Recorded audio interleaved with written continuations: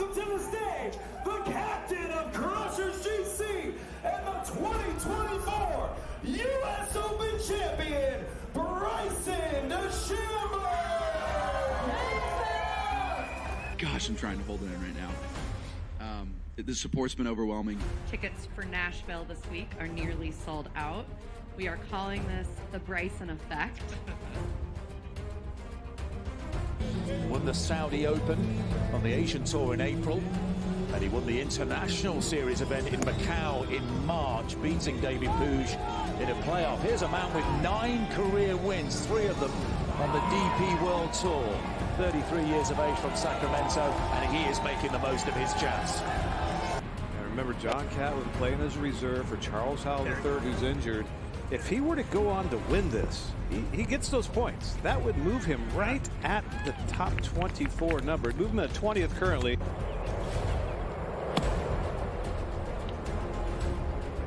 Yeah, another beautiful shot. These guys making this look so easy. Having a day. The Englishman 6 under par. He shares the lead with Abraham Ancer for the time being at least. Now this is Abraham Ancer to stay at 7 under and in all likelihood have the open night lead. And that is wonderfully done. Abe Ancer with a 64.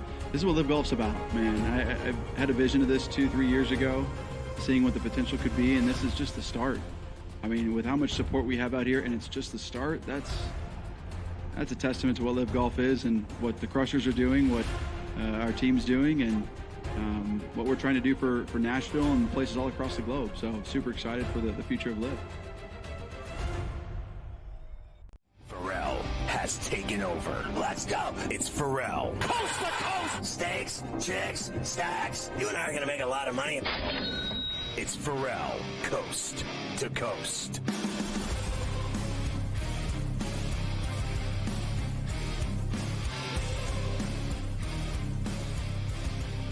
It's Ferrall on the bench, coast to coast, in the biggest way possible, hanging out the bad state, the broken, the bad apple, the bad attitude. We are live in New York City, the Big Apple. Ooh, people dressed in plastic bags, directed traffic, some kind of fashion shake-it-up, along with Carver High, fresh off a trip to the Travelers in Cromwell, Connecticut. Mafia's running it with Luke, I am your father. A C2C Misery Monday. Today on the show, Morency from Vancouver. Of course, Coach Young on the Lion's Share, styling. We'll see what he's getting ready for. I know I worked betting above the rim with him Saturday and Sunday, and we talked NBA draft. Plus Adam Kaplan, our NFL insider. And look who it is. Unbelievable. The Golden Moosie. The Muzz. Your boy, Nick Alberga, up in Toronto, dancing with us today on C2C Carver High. And we have Croatia and Italy underway, and everyone is hammered at the match. I saw the Croats marching to the stadium, pounding beers, singing, dancing, frolicking, messing with TV personalities, you name it. And they're underway with this great matchup in the Euros. And there are more than that in terms of soccer tonight. It's going on. The Copa Farellas, it's all happening. And we got a Game 7 tonight in the Stanley Cup Final. You got to be kidding me, Carver High. Yeah, I can't believe, honestly, that after about a week and a half or 2 weeks ago, that this feels like the Stanley Cup Finals have been a month long, that we are actually having a Game 7 after Florida was up 3-0. We will get to that in a moment. Let me tell you, yes, what's going on. Euros today. Double the action for you this afternoon, Scotty, because, of course, those last games of the group stage, they want them played at the same times, so that way teams don't know what they need in terms of winning the group, advancing. So you got a double dip going here. Croatia and Italy and Spain and Albania going at the same time here. There is the Spain and Albania number. Of course, Spain minus 250, plus 675 for Albania, plus 350 for the draw. Little tighter when you look at the numbers for the Croatia-Italy game. Plus 140 for Italy, plus 210 for Croatia, plus 210 for the draw. There's a lot on the line here, Scotty. Of course, Italy and Spain can win the group. Still, you have Croatia trying to also qualify for the next round. Albania is still alive as well. Very big couple games over there in Germany. And they're blasting shots already, the Croats, at the Italian goalie's head. Just sniper shots from outside, blast rockets toward the goal. They've already got Modric with a corner going on, already putting pressure on the Italianos. And Spain never loses. Look, that's a big, that's huge for Croatia. If they could beat Italy today, they would jump them 4 points to 3. And Italy would have they'd be waiting around the next few days to see if they'll actually qualify through to the next round. Only the top 2 in each group are guaranteed the knockout round. And then I believe it's the 4 best third place finishers. So that is a very, very important matchup. Going in that. Spain should take care of Albania, but we shall see.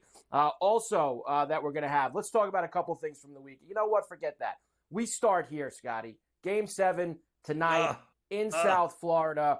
Everybody loves a Game 7. And this one has been, a wild ride. 3 wins for Florida to start, 3 wins for Edmonton.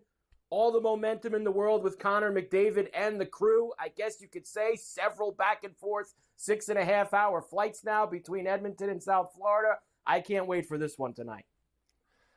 I mean, you got to be kidding me that we got a Game 7 tonight. And, I had friends of mine from Miami reach out and ask me what's going to happen over the weekend. And I said, I just don't see how you can stop this team that is winning. I forgot a long time ago about the Panthers winning 3 straight. That's how bad it's been. They've been dominated. They've been embarrassed. 8-1, 5-3, 5-1. I mean, they have been getting the snot kicked out of them and utterly in every facet of the game getting owned. I just don't see how that stops. All of a sudden on a dime, and now Florida's going to find themselves. I think what they're finding themselves in is one of the greatest chokes ever, and I guess it reminds me of the Atlanta Falcons in the Super Bowl, right? Like, didn't we talk about that? Like, 28-3, and you lose the Super Bowl at halftime. You're up, and then you're up 3-0. You're a win away from your franchise's first Stanley Cup final, and you can't win. Not only can you not win, they have been shut down. Like, they are doing nothing. They don't even get shots on goal. I mean, how do you win if you can't even shoot the puck? I mean, honestly, like, the other night they had 2 shots in a period. It was the worst period of their entire season. I just don't see it. I got to tell you, I bet Edmonton, and obviously Gabe and I were on Edmonton from the jump, but I bet them over the weekend. I put it in early, like Saturday. I just did it. I bet on the Oilers to win Game 7. And, I mean, I got them at minus $1.02. Are you kidding? Now that's value. And I've seen them at some places this morning get their favored minus 115, minus what, I've seen the Oilers become favorites in a couple of places this afternoon. So a very big Game 7 tonight. Yes. Tell me this, honestly. How in God's name can the Florida Panthers even be considered to be favored in this hockey game? It just can't be. Well, look, if you go by what's going on, obviously, in these 3 games, do you wipe everything away? Is it a clean slate? No. I'm not so sure. And I know this sounds very cliched and it's really just hard-hitting analysis, but I honestly think the first goal is so crucial tonight. I feel like if Edmonton scores first, like they have in the last 3 games, and put them back on their heels, Edmonton has scored first the last 3 games and has completely pushed them back. If they do it again tonight, they might break them. Whereas I feel like if Florida scores first, Scotty, I feel like it could kind of, get a weight off their shoulders and wash away maybe those last 3 games and go, all right, let's play some hockey. It's a huge first goal tonight in this game. It's massive. I just don't feel, and I agree with you, it's huge. Fair enough. But for me, the way they come in waves at that goalie, for 60 minutes, they come at him and they shoot and shoot and shoot and shoot and skate and pass and shoot and shoot. No lead is safe. If Florida's up 1-0, I'll even say it. If they're up 2-0, which won't happen, but if it were to happen, I would bet Edmonton live to catch them from behind because they just shoot and score too much. And their power play's sick. Their penalty kill's sick. Their goalie's better. Bobrovsky looks every bit his age right now, just like last year. He ran out of gas. This guy ran out of gas last week. He ran out of gas. And the goalie, once you get inside his head, and those fans in Edmonton were giving him the business, this guy, I think he's toast. And I can't wait to hear Morency, what he says. That goalie's toast. He's toast. He seems like he's finished. That's for sure. Look, I don't think Florida would necessarily win the game if they scored first, but I think that it would get them a little looser. I think it would help them. If they're trailing again, it's going to be misery. So we got that. That's going to be the main focus today. I got a ton of baseball for you tonight and from the weekend. More injuries, which you always love. Stanton finally injured for the Yankees. And I'll give you the Travelers report. Once again, High struck by Scott lightning in Scheffler, Cromwell and somehow makes it to work Monday. Enough of this guy Scheffler. I mean, I never wanted to see a jabroni field like the Rocket Mortgage this week more in my life. I mean, get this guy out of here. Oh, my God.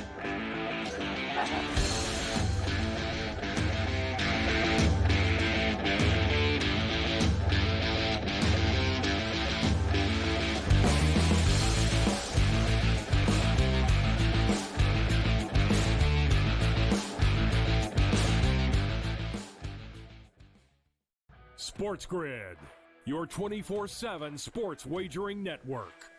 Fantasy sports today. Can it be a guy that's really useful in your fantasy rotation? I think the answer is yes. Game time decisions. I'm going to lose the bet because he's injured again. Betting above the rim. He's got a broke J. That's all there is to it. He's got no confidence in that jump shot. My thing you've always heard me say on the network is you're either winning or you're rebuilding. In-game live, all access. Wondering when that was going to happen, and the answer is it just did. The bigger guy will have the advantage. Well, if the little guy can move, Joe, it's hard to hit the little guy sometimes when you're a big boy, right? In-game live, prime time. 40-1, I'm going to take a little flyer on Justin Rose. In-game live, overtime. As you sit here and listen, watch right now, you may want to consider placing that bet. It's smarter to be on SportsGrid. He went bogey, double, par, birdie, bogey. Thomas Dietrich's all over the place here today. This golf course is so volatile where it can make you look like a fool in just a matter of minutes. And, you know, you look at a guy like Thomas Dietrich. You know, he's right there tied for the lead or whatever it was, and now he's like 4 or 5 over in the wink of an eye. In-game live, all access, only on SportsGrid.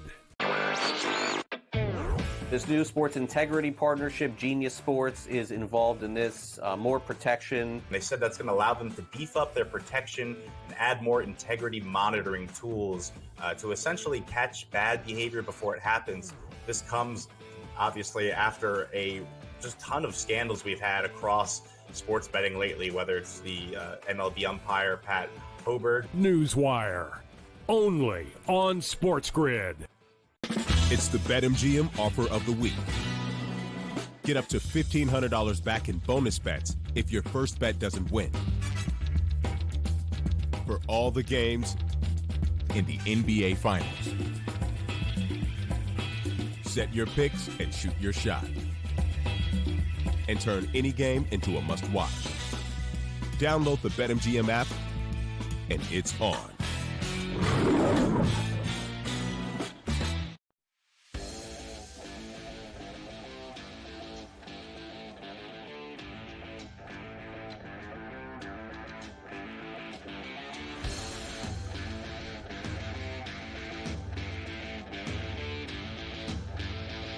You can catch Sports Rage weeknights at 10 Eastern along all of these channels, including all of our TV stations, all of our streaming networks that we're on. We're on all of them, A to Z, everywhere, unavoidable. You can even watch on the SportsGrid app. It's free. Download it on iOS or Android. You can listen on there as well. You can follow Morency on there. You can get in-game odds. It has it all. Story scores, highlights. And listen, you can watch right on your phone Sports Rage late at night when you're, at your gig, whether maybe you're over at your girlfriend's house and she bores you to death, and you can have it like on the side by your leg and just look down and have a little earpiece going in. You can hear it. Or you can listen on radio stations everywhere like Mighty 1090 ESPN in San Diego, from Baja to the Canadian Rockies, all over the West Coast, and Sports Byline USA and their great affiliates, DPEC holding it down for us in the city by the bay. And on satellite radio all over the Southern Hemisphere on Sirius XM channel 159. Morency, you and I have been on the Edmonton Oilers in the series from the jump that they would win. Obviously, they were down 3. We thought they were in big trouble, mister. But here they are kicking the Panthers' ass in 3 straight games. As I mentioned earlier, I mean, literally kicking their ass. I'm not going to go over the scores again. I already did it once. We've also said that Bobrovsky, just a moment ago, I said he's toast. I mean, this guy's toast. He's shot, and they're killing him, and they're scoring ugly goals on him now, every which way but loose, between the legs, goal line, side of the net. It doesn't matter, deflections. And this other guy, Skinner's on his game, and the Oilers, how can you stop that freight train right now? I don't care where they play the game. They can play the game in Russia for all I care. Edmonton definitely have the momentum in the series right now, but it comes down to one game. The first period is going to be critical. The first goal is going to be critical. As far as Bobrovsky is concerned, it was just about a week ago, guys, that he was minus 400 to win the Conn Smythe Trophy. All right, it was a slam dunk. The series was over. Bobrovsky was going to be the MVP. Fast forward. So after 3 games in the series, guys, obviously the Panthers were up 3-0. Bobrovsky had a .953 save percentage. His goals against was 1.33. The last 3 games of the series, his goals against average is 5.06. His save percentage is .793 right now. The wheels have completely fallen off for him. And I said last week, Scott, I didn't think he was going to be able to find his game in Edmonton. It was a tough spot, right? You're off for 3 days all the time. There's these extended delays. So I didn't think he'd be able to, get hot again and find himself in that hostile environment. Now they're back home. It's interesting. Paul Maurice yesterday gave him the complete weekend off, Scott. Like, he didn't do anything. He didn't practice with the team yesterday. Like, he hasn't been on the ice. They want him to be fresh and sort of start over here again. I don't think he played poorly. To be honest, though, he didn't play poorly in the last game. So we can go over his numbers and stuff, but those were legitimate goals, as you stated. The Oilers are just flying around. Scott, the Oilers are doing everything in the last couple of games that you and I thought they were going to do before the series started. Right. I said they're going to be too fast for the Panthers. The Panthers are going to take penalties because the Oilers are going to freak them out how fast they are. I said Skinner's better than people think he is. The Oilers defensemen are better than people give him credit for. And I look like a fool for the first couple of games in this series, but here we are right now. And I just don't think McDavid will be denied. He's too even-keeled. He's like a robot, this guy. Like, there's one more game to go. And I tell you what, Scott, they won. There was a bunch of late goals in the game, so it wasn't really a 5-1 game the other night. McDavid didn't have a single point, all right? And the Oilers still won by multiple goals. That's how scary they are right now. And McDavid's got one more bullet left in the gun tonight, Scott. What does he bring to the table? I mean, this is all they have going for them. I think that, first of all, I think it's a mistake that they didn't do something on the ice. Like, I mean, you look like crap for a week in 3 games. You look terrible. I'd be out there changing things and working on things and having a plan and executing it on the ice in at least one dry run, at least one. Instead, you give them all week enough to what? Think about how they've been getting their asses pelted with 50 million shots. They can't even get a shot off. The only thing they got going for them is Maurice is 4-0, in game sevens, looking for 5. Only DeBoer has done it. He would win and be 5-0 in game sevens. He's a great coach. I'll give you that. Or you have the staggering under 5.5, 14-0 since 1950.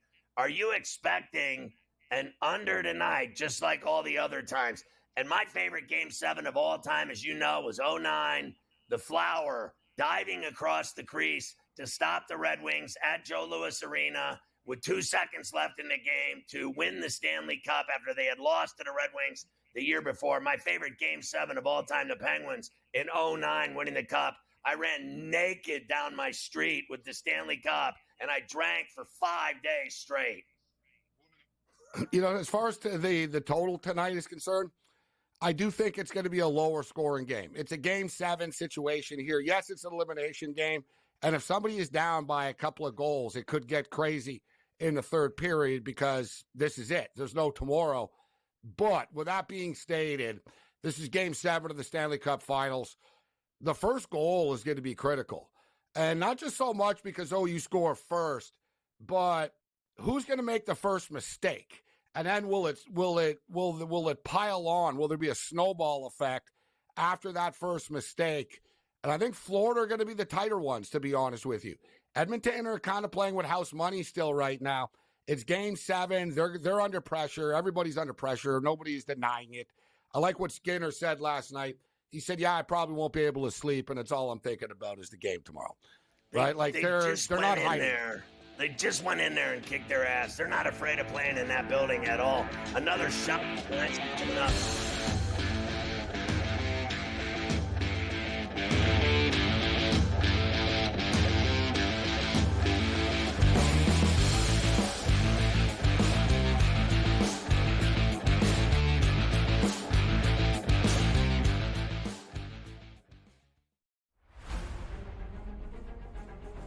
Nashville, help me welcome to the stage the captain of Crushers GC and the 2024 U.S. Open champion, Bryson DeChambeau.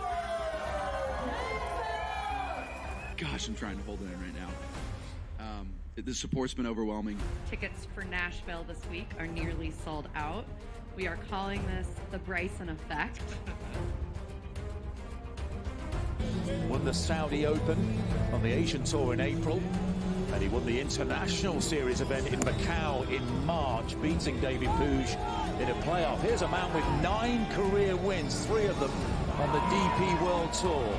33 years of age from Sacramento, and he is making the most of his chance. I remember John Catlin playing as a reserve for Charles Howell III, who's injured.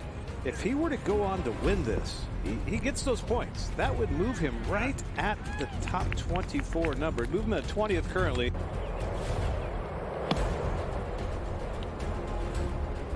Yeah, another beautiful shot. These guys making this look so easy.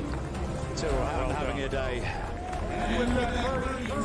The Englishman 6 under par. He shares the lead with Abraham Ancer for the time being at least. Now this is Abraham Ancer to stay at 7 under and in all likelihood have the open night lead, and that is wonderfully done. Abe Ancer with a 64.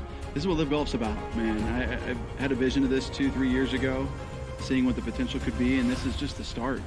I mean, with how much support we have out here, and it's just the start, that's a testament to what Live Golf is and what the Crushers are doing, what our team's doing, and what we're trying to do for Nashville and places all across the globe. So super excited for the future of Live.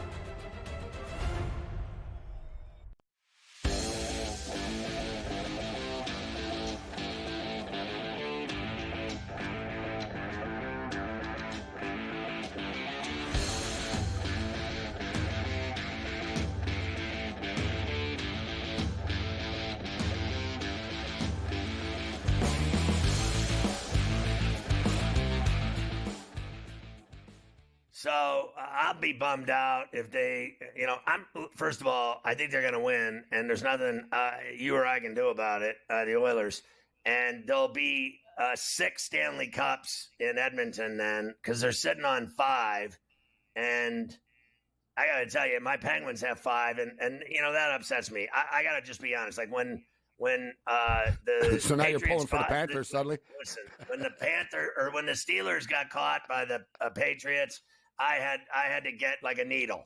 I had to shoot me up with Novocaine and cortisone. I had a double needles in both arms because I just couldn't bear Tom Brady catching the Steelers with 6 Super Bowls. It really ruined my life. And now my Penguins will be jumped by the Edmonton Oilers tonight if they hoist the Stanley Cup again. And Carver High, the last time I won the Cup in 16 and 17, you pulled that cup out before, Morency. I have the same one. He chased me around CBS with a baseball bat from the Yankees radio network. He chased me down the hall with a baseball bat. It was the second year in 2017 when I brought the cup back into the studios. He said, if you do this again, you're dead. And he chased me with a baseball bat. Well, he's a frustrated Islander fan. Way too slow. The Islanders he only has 4. He's 4. Well, it was a nice run. And that's when the Oilers, it went from, it was basically consecutive from the Islanders into the Oilers. But, Boston, of course, passed the Lakers last week, 17-18. And there's a lot of similarities. You look at and listen, Connor McDavid's better than Jason Tatum is by levels. Jason Tatum's really good, but Connor McDavid's one of the greatest ever type of deal. But nevertheless, you look at the bar that has been set in Boston, you need to win. And then you're in the club. Once you win, you're in the club. You're in. You'll never be like the real greats. But very similar, Scott. Mark Messier, man, he won. He won. Wayne Gretzky left. They thought the sky was going to fall in Edmonton. They won the cup again without Wayne Gretzky. Mark Messier. Gretzky is the man, right? Gretzky is, the best player ever to play in the National Hockey League. Connor McDavid's on the same team. Connor McDavid has done it all, like stat-wise. He's only 27 years old. He smashed it. He's better than Wayne Gretzky is. Gretzky had a better career, but let's be real. If they played one-on-one and, it's, you know what I mean? Wayne Gretzky weighed like 175 pounds, guys. You know what I mean? It was a different league. No one touched him. Yeah, Connor McDavid is just next level. Hockey's better now than it was then, and even the guys then that played then will tell you that. Unlike the NBA, where they battle. The old guys will tell you. I used to be buddies with Mike Bossy, may he rest in peace. He was on the great Islander teams. One of the greatest players ever to play the game, Mike Bossy. And it was in Montreal. He's from Montreal. He used to be on the local station I was on all the time. And we were talking about modern versus old. And the Florida Panthers, ironically enough, were the worst team at the time. It's 15 years ago or so, 20 years ago or whatever. And Bossy told me, he goes, Gabe, the Florida Panthers would kick the crap out of us, the Islander team. And I was the one. No way. No way they beat you guys. No way. He goes, they would smash on my face. He was all he goes, they're bigger, they're faster, they're stronger. He goes, it's just true. He goes, hockey's, they're better players now. But my whole point is, McDavid needs to get his name on the cup. And then he will be like Wayne Gretzky and Mark Messier. And so will Draisaitl. Draisaitl will be the Yari Curry, so to speak. Connor McDavid does this.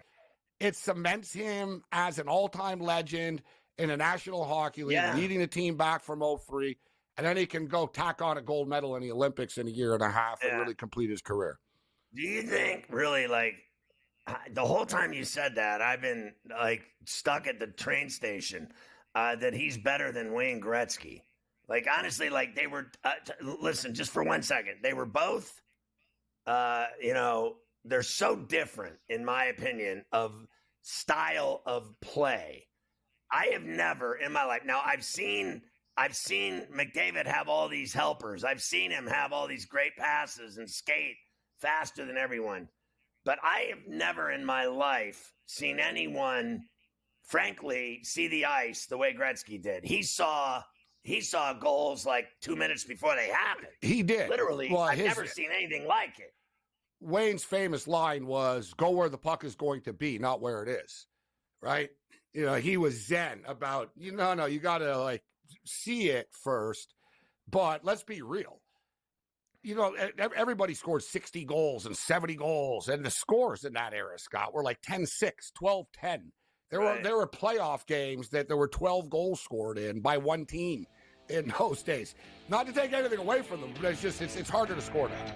Enjoy the game tonight, Morency. Have a great show.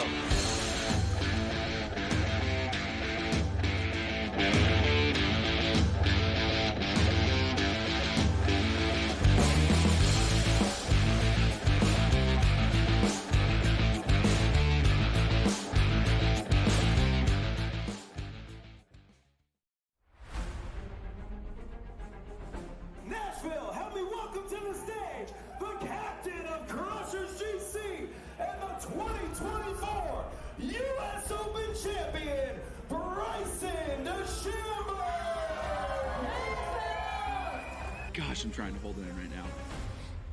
The support's been overwhelming. Tickets for Nashville this week are nearly sold out.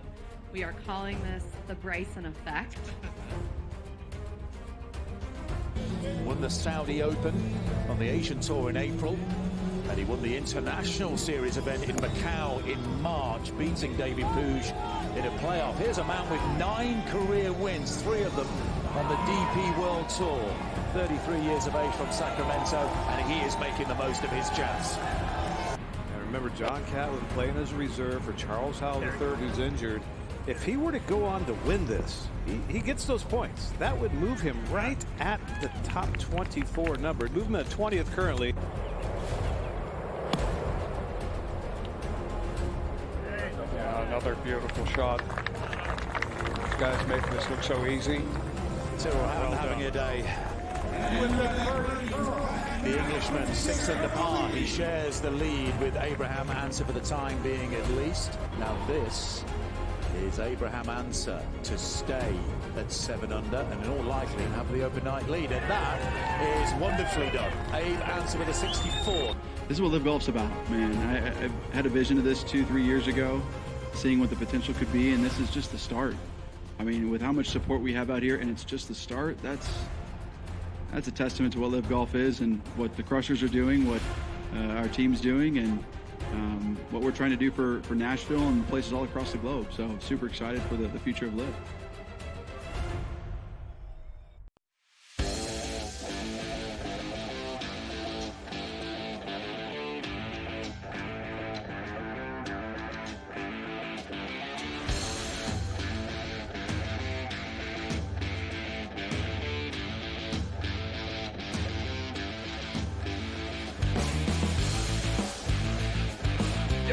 All I care about today, Carver High, is that 2 things: that you somehow survived the lightning strike, and that B, the Game 7 of the Stanley Cup Finals tonight. Amazing that you're alive, and that we have a Game 7 tonight. These are huge, rapidly developing stories. I don't know what was more amazing that I survived. The lightning strike at the Travelers on Saturday, or the hour and 45-minute wait to get out of the parking lot at the Travelers on Saturday. I'm not sure which one is more impressive that I survived, because what a scene that was. Just imagine, it starts pouring and thunder and lightning and everything, and they don't. There's nowhere they could put you, right? I mean, you're all out on a golf course. You know, right. Everything that's built out there has metal on it. It's all metal stairs, metal stanchions, right. Metal poles for tents. So they tell you, you can't come underneath our stuff because it's all metal. You're gonna so go to your car or stand out there and get wet and get struck by lightning. That's basically the only 2 options that they give you at these golf tournaments. So I go back to the car, and you could just tell. I mean, you're not stupid. You look at the radar. This ain't ending anytime soon. And of course, I wasn't alone in that theory. An hour and 45 minutes to get out of the parking lot. It wasn't exactly efficient. Isn't that a normal night at Snoopy to get out of a Giants or Jet game about an hour and 45 minutes? I guess that's probably true. I'm here complaining, and somebody who has tickets to Jet and Giant games is probably going, yeah, good luck with that. Like, that's nothing. But I don't go to Jet and Giant games, so this is not a common thing for me to go and do. So having one little dirt road to get out of the TPC River Highlands on Saturday afternoon wasn't cool. But it was a cool event until it started raining.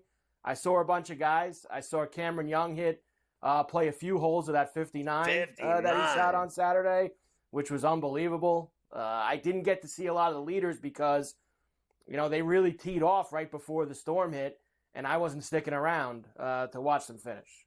So I was hanging out on the back 9 by 15, 16, 17, 18, and those guys never really got around to me. How but far I saw was the SAT question of the day, always going back to our college roots. The SAT question, after sitting in a car for an hour and 45 minutes in a horrific lightning and rain deluge, how long did it take you to get to the Mohegan Sun and actually win 2 consecutive hands of free bet blackjack? Once he got out of the parking lot, it was probably 50 minutes, 45, 50 minutes, something like that. So it was under an hour.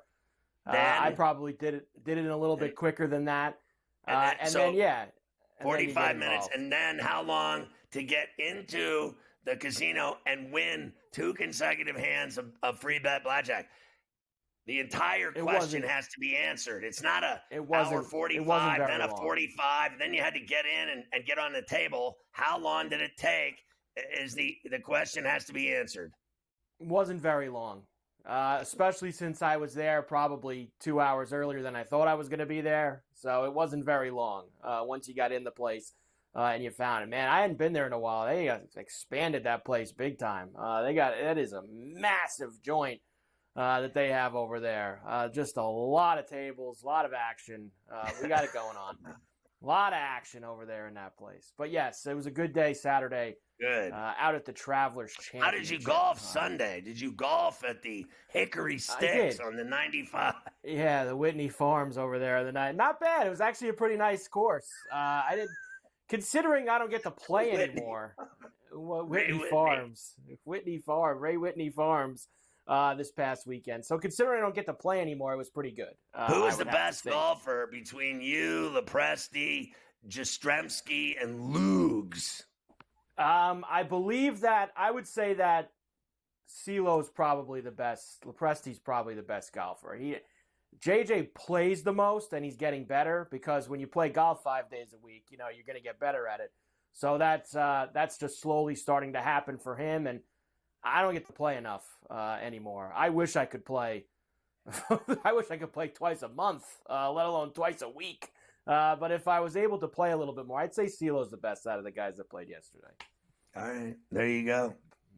But him, same thing. He doesn't get to play enough anymore either. Once you have 2 kids under 7 or 8 years old, it's hard to get out there and play. As Sell you're them. Well aware of. Sell the children and golf. That's one thing you could do as well. You could do that too. We do have a goal in these afternoon Euro games before I start the baseball. As Spain has a 1-0 lead on Albania. Ferran Torres scored for them 13 minutes in. They never lose. Still scoreless, 0-0 between Croatia and Italy in that other game. So very important game. Italy almost scored just now on a header, and the goalie made a hell of a save. I've seen so many great saves already in this match. It's been an unbelievable 0-0. I mean, it should be 2-1 or something, 2-2 at this point. Some of the shots that they've made and not scored on are just surreal.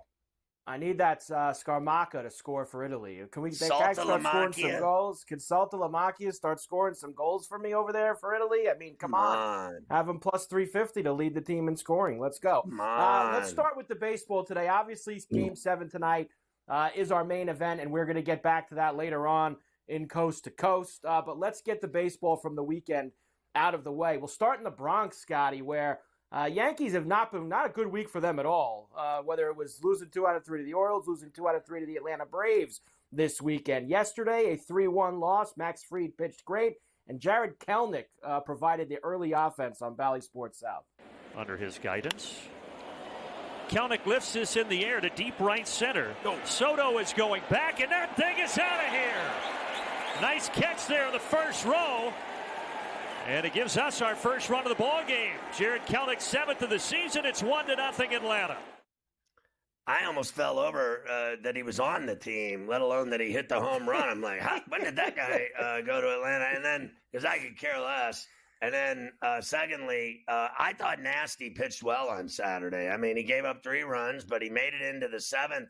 I didn't think his stuff was bad at all. I mean, he's going long haul innings for them.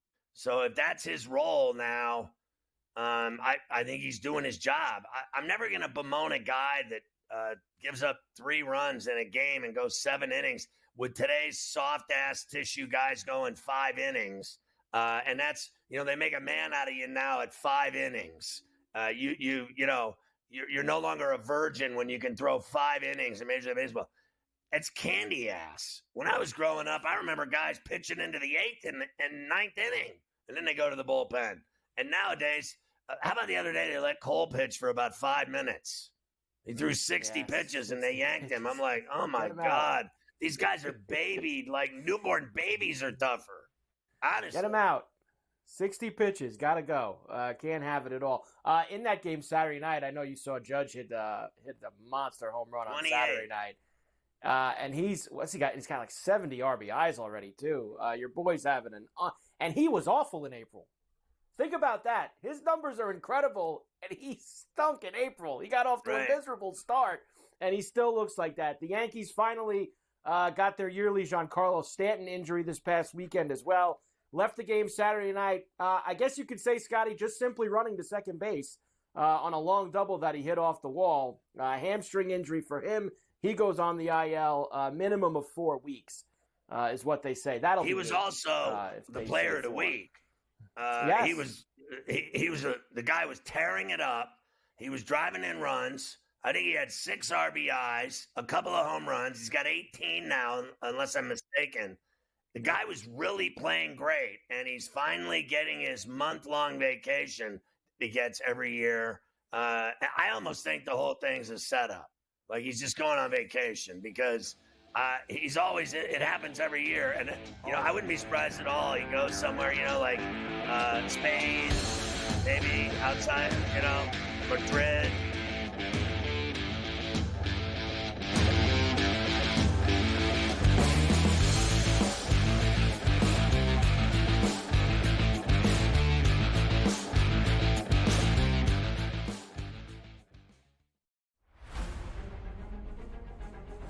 Nashville, help me welcome to the stage the captain of Crushers GC and the 2024 U.S. Open champion, Bryson DeChambeau! Gosh, I'm trying to hold it in right now. The support's been overwhelming. Tickets for Nashville this week are nearly sold out. We are calling this the Bryson effect. Won the Saudi Open on the Asian Tour in April, and he won the International Series event in Macau in March, beating David Puig in a playoff. Here's a man with 9 career wins, 3 of them on the DP World Tour. 33 years of age from Sacramento, and he is making the most of his chance. I remember John Catlin playing as a reserve for Charles Howell III, who's injured. If he were to go on to win this, he gets those points. That would move him right at the top 24 number. Move him at 20th currently.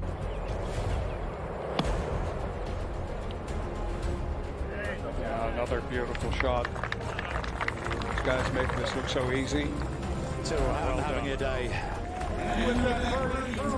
The Englishman 6 under par. He shares the lead with Abraham Answer for the time being at least. Now this is Abraham Answer to stay at 7 under and in all likelihood have the open night lead, and that is wonderfully done. Abe Answer with a 64. This is what Live Golf's about, man. I had a vision of this 2-3 years ago, seeing what the potential could be, and this is just the start. I mean, with how much support we have out here, and it's just the start, that's a testament to what Live Golf is and what the Crushers are doing, what our team's doing, and what we're trying to do for Nashville and places all across the globe. So super excited for the future of Live.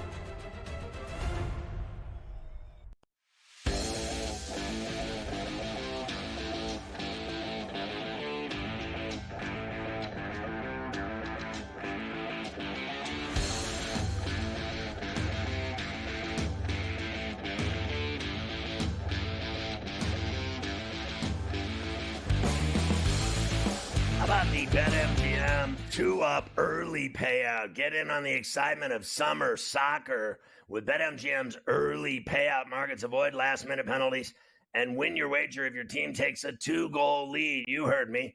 How do you bet the early payout market? Select any Euros or Copa match that you want to bet on. Scroll to the match result market with the early payout tag within that match. Place a regular time bet on either team in the match result market. If they take a 2-goal lead, your bet will be paid out early as a winner, no matter the result of the match. This is unbelievable. Go to BetMGM.com or BetMGM's mobile app on iOS or Android to get the full details. It's simple. Go up to, get paid. Win by 2, get paid. Go up by 2, get paid.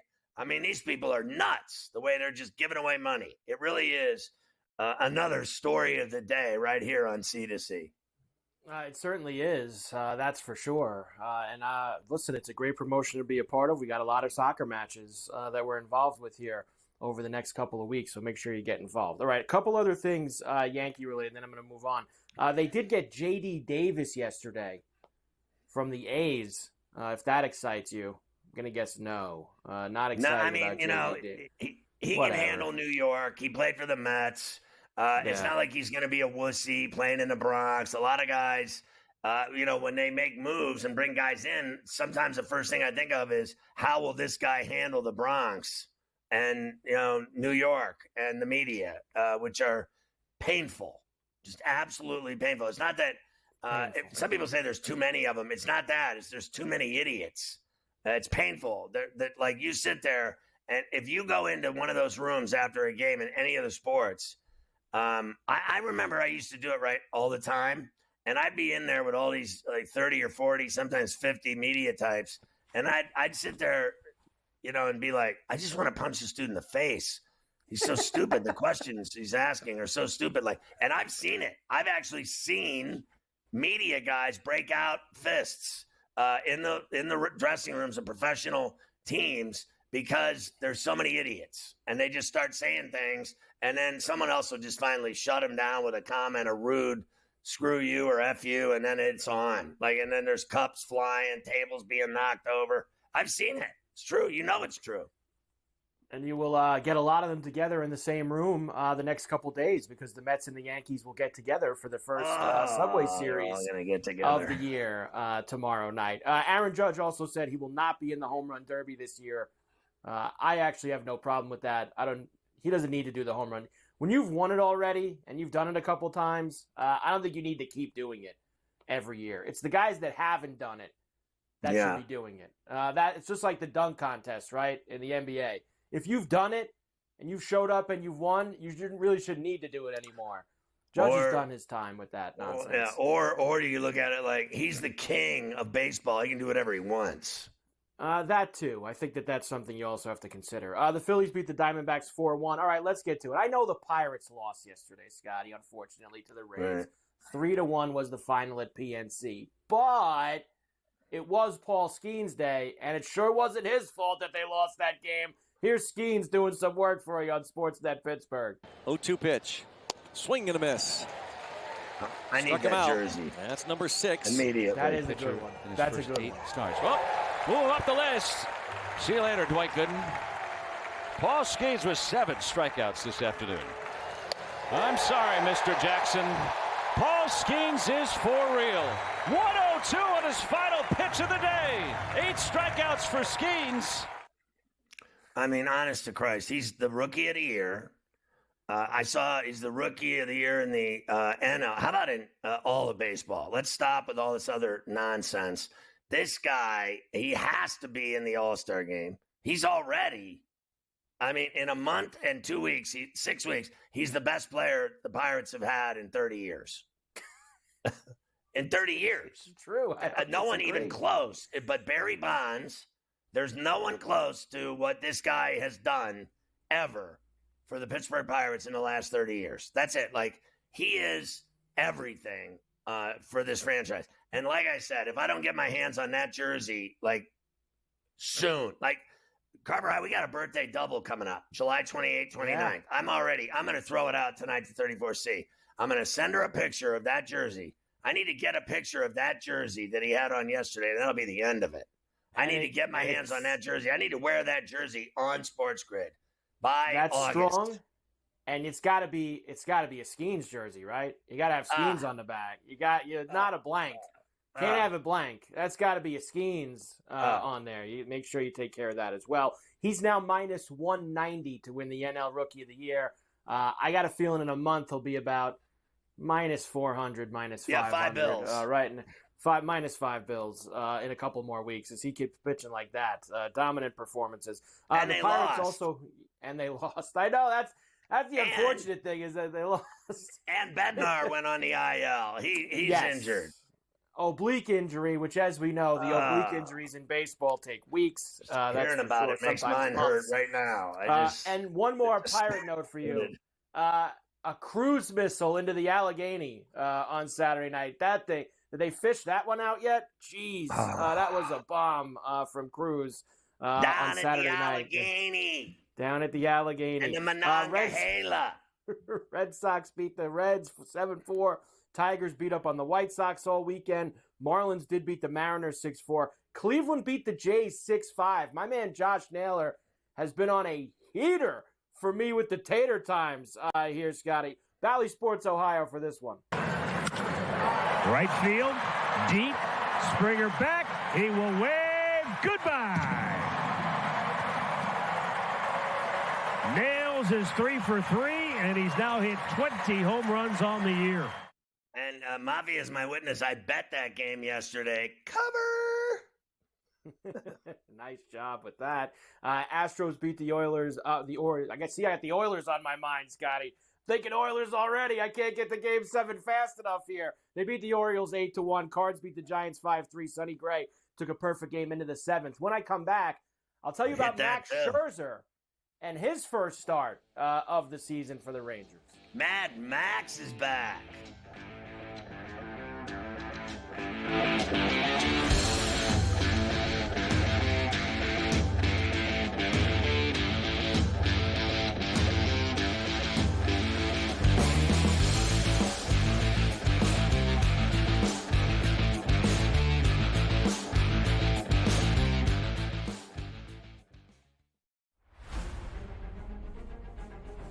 Nashville, help me welcome to the stage the captain of Crushers GC and the 2024 U.S. Open champion, Bryson DeChambeau!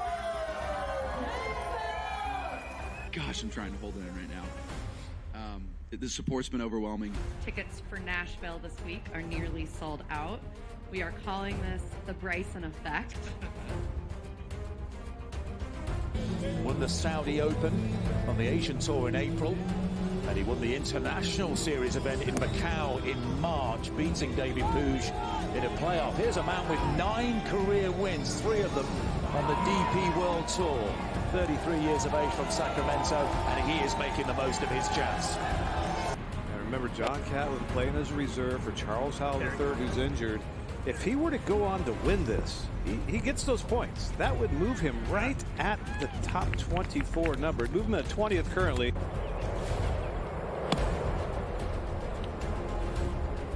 Yeah, another beautiful shot. These guys making this look so easy.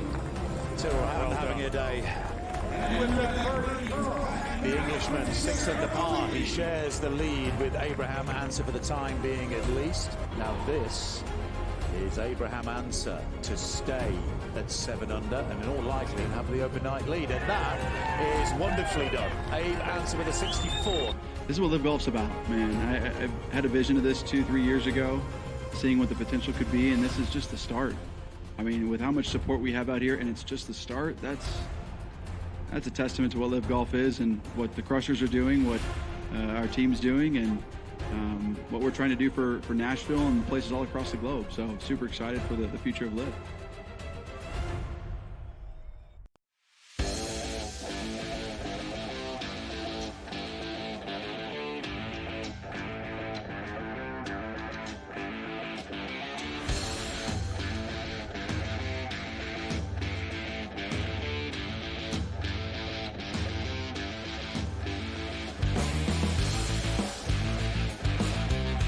Well, coast to coast on a Misery Monday. Carver High already with a stack of tickets for the Rocket Mortgage this week. He is just going off into places unequaled by his peers.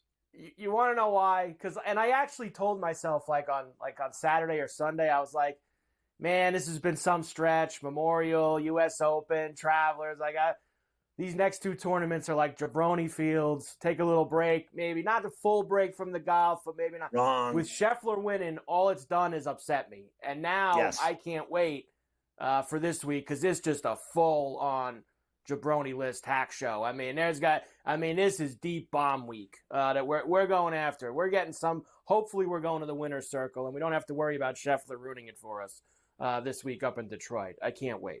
The Rangers beat the Royals 4-0 yesterday. The significance here, Scotty, Max Scherzer made his first start of the season. He allowed 1 hit, 5 scoreless innings. He also had 4 strikeouts, which tied him for 11th on the all-time Major League list with Greg Maddux. But here's him after the game, Scotty.